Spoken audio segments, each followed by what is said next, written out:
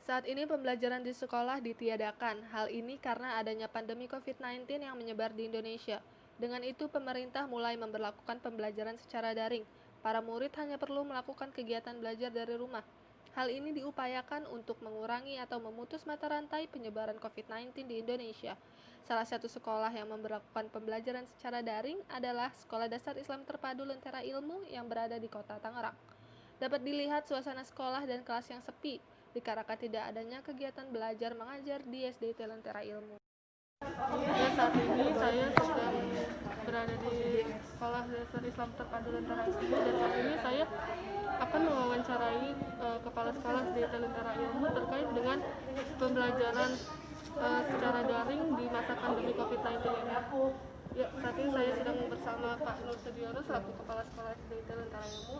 Pak, saat ini kan COVID-19 sudah menyebar di Indonesia dan sekolah-sekolah juga sudah memperlakukan pembelajaran secara online. Kira-kira sudah berapa lama sih diberlakukan di SDT Lentera Ilmu? Baik, alhamdulillah ini kan menjadi proses belajar sebetulnya buat sekolah juga buat guru, orang tua siswa dan siswa-siswi di sekolah. Kenapa kondisi seperti ini harus kita melakukan proses pembelajaran jarak jauh sebetulnya kalau dalam istilah pendidikan. Bagaimana siswa juga bisa tetap belajar walaupun di rumah dengan daring yang dilakukan oleh setiap sekolah. Tentunya masing-masing sekolah punya perbedaan dalam melakukan proses pembelajaran di sekolah dengan hal-hal yang disiapkan oleh sekolah seperti itu. Sejauh ini ada nggak sih Pak kendala dalam melakukan pembelajaran secara online? Pembelajaran secara online pasti ada kendala karena ini kan hal yang baru terjadi di lingkungan sekolah. Jadi yang sesuatu yang tadinya belajar formal bertatap muka ya pasti ada kendala. Masalah komunikasi, ketersediaan media, sarana prasarana di rumah gitu.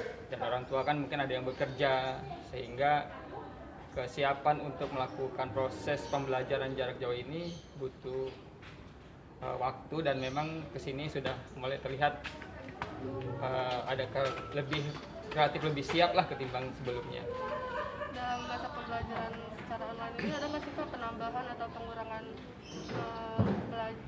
jadwal pelajaran seperti yang mungkin secara langsung ada pelajaran olahraga, lalu di masa pandemi ini ada nggak sih pembelajaran yang berkurang atau ada penambahan? Ya, secara umum memang pembelajaran ini ada yang berkurang. Misalnya kegiatan fisik, ya kita coba mengarahkan kepada siswa untuk juga berolahraga di rumah. Jadi walaupun tidak olahraga di sekolah, tapi ada himbauan dari sekolah untuk terus menjaga kesehatan dengan olahraga di rumah. Kemudian yang tadinya jam belajarnya full misalnya itu ya kita kondisikan lah karena kita juga menginginkan proses belajar terjadi tapi tidak mengganggu aktivitas orang tua dan siswa di rumah mereka masing-masing. Pembelajaran secara online ini penyampaian pelajarannya itu seperti apa? Oke, alhamdulillah selama pandemi ini dikarenakan memang kita harus berinovasi terkait dengan pembelajaran online ini untuk Al-Quran sendiri. Untuk saat ini memang kita menggunakan Google Form dan video yang memang itu kita sampaikan via WA untuk saat ini. Berarti untuk kayak setelah hafalan Quran gitu itu tetap melakukan voice note gitu via WhatsApp atau apa?